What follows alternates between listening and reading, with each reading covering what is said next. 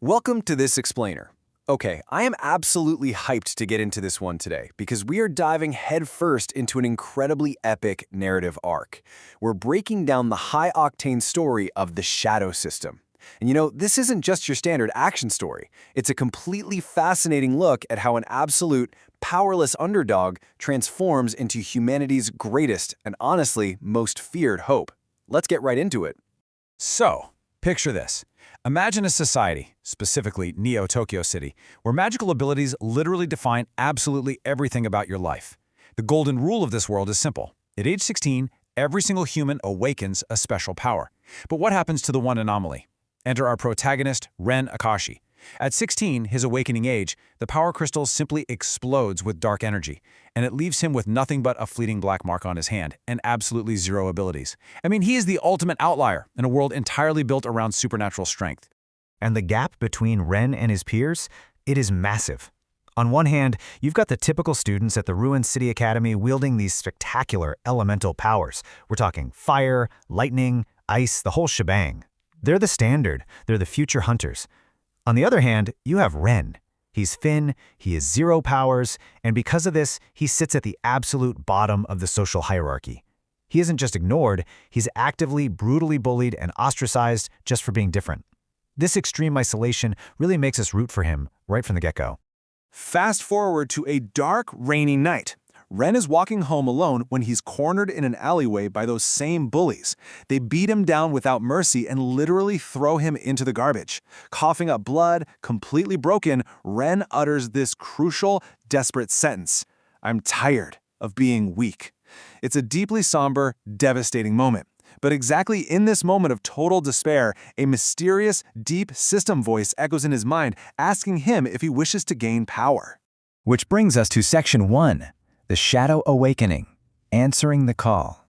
In that pitch-black alleyway, a glowing blue screen suddenly hovers right in front of his face. It reads, "Accept the Shadow System, yes or no." It's the classic hero's journey call to adventure, but modernized into this eerie digital interface. The suspense really builds as he slowly reaches out. And the exact second his finger presses yes, time completely freezes. Black shadows explode all around him. He isn't just answering a call here. He is unlocking a latent, world-altering potential that has been sitting dormant inside him all along.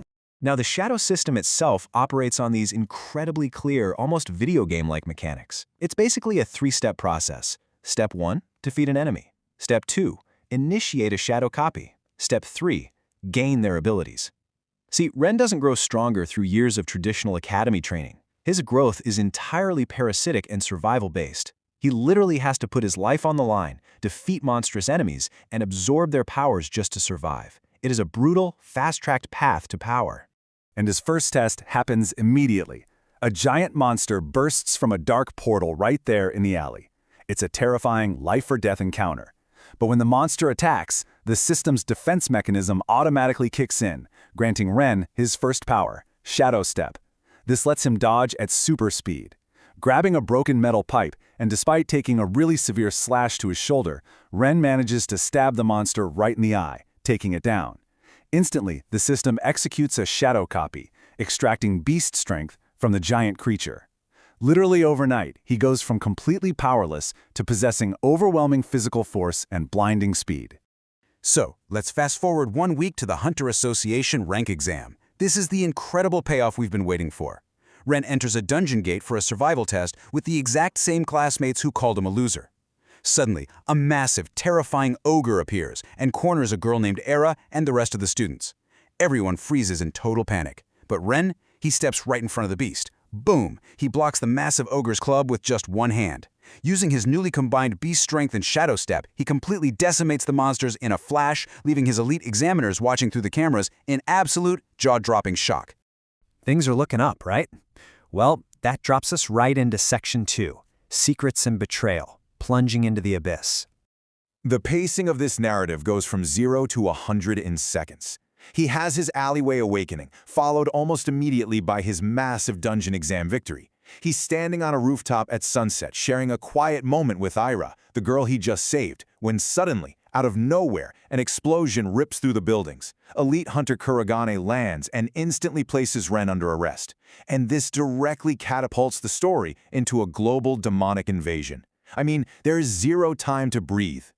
So, you're probably wondering, why was he arrested? Down in the underground prison, an old prisoner delivers a massive lore drop. He reveals that Ren possesses forbidden shadow power because he is a Shadow King vessel. Long ago, humanity fought and sealed away the ruler of darkness. Now that Dark King is returning, and Ren is his human host. The Hunter Association isn't just being cruel for the fun of it. They are absolutely terrified of what Ren represents. He holds the very power that once almost destroyed the world. And this brings us to an absolutely wild cliffhanger. As Ren sits there in chains, a hidden organization led by a mysterious masked man initiates their endgame. A gigantic dark portal tears open in the sky right over Earth, and millions of glowing red eyes flood the city with shadow monsters. The stakes are clear. With the city burning and innocent people dying, will Ren succumb to the darkness inside him and become the monster humanity fears? Or will he forge his own path and become the hero they desperately need? And that catapults us straight into Section 3. The final evolution, Shadow King mode activated. Ren makes his choice. He violently breaks free from his prison chains, declaring that if he holds this dark power, he's going to use it his way. The system responds immediately. Shadow King mode activated. It's an absolutely epic visual transformation. Ren gains this imposing black armor and fiercely glowing eyes. He launches into the sky above Neo-Tokyo, engaging thousands of shadow monsters in midair. Even Kurogane, the elite hunter who literally just arrested him, can only stand there and watch in absolute shock, realizing Ren's power has just vastly surpassed even S-rank hunters. But then comes the agonizing twist. The mysterious masked man behind this entire invasion reveals himself, and it is Ren's own missing father. So this final battle isn't just a physical brawl, it's a profound clash of beliefs. His father genuinely believes humans are inherently weak, and he is totally willing to sacrifice millions of innocent lives to usher in a perfect ruler. Ren stands in stark opposition to this twisted logic. For Ren, power has only one true purpose: to protect others. During this massive clash of shadow dragons, with energy literally splitting the clouds apart, Ren actually begins to falter. But in that critical moment, he remembers the words of his mother: "True strength protects others." This isn't just a passing memory, it becomes the ultimate anchor for his resolve. It reminds him exactly why he hated being weak in the first place, not for his own ego, but because he was powerless to help anyone else. Empowered by that memory, Ren channels every single ounce of his power. He screams and unleashes his definitive ultimate attack, the Eternal Shadow Breaker. It is a sky-splitting blast of energy that completely shatters the dark portal. The massive explosion clears the sky, instantly dissolving the thousands of invading monsters and permanently ending his father's twisted crusade. The threat is completely neutralized by the very power humanity feared the most. We then skip forward several months to the aftermath. Neo-Tokyo has been beautifully rebuilt, and children are playing peacefully in the streets once again. The news reports are all buzzing about a mysterious hero who saved humanity. Meanwhile, Ren stands silently on a rooftop alongside Era, just watching the sunrise. He is no longer the bullied outcast from the academy. He wraps up his emotional arc by making a silent vow. He will continue to become strong, acting as a silent guardian for the city, so that nobody ever has to cry again. But come on, no epic story is complete without a massive tease for the future, right? In a post-credit scene, the focus suddenly shifts far away from Earth, deep into the vastness of space. A singular, terrifying red eye opens in the pitch darkness, and an unknown voice echoes, "So, the true game finally starts." What kind of cosmic threat is waiting out there? It absolutely leaves you completely hooked, wondering how Ren's newfound Shadow King powers will hold up against whatever is lurking in the deeper universe. So what do you think this new cosmic entity really is? Thank you so much for joining me on this explainer. I hope this breakdown was as thrilling for you as it was for me.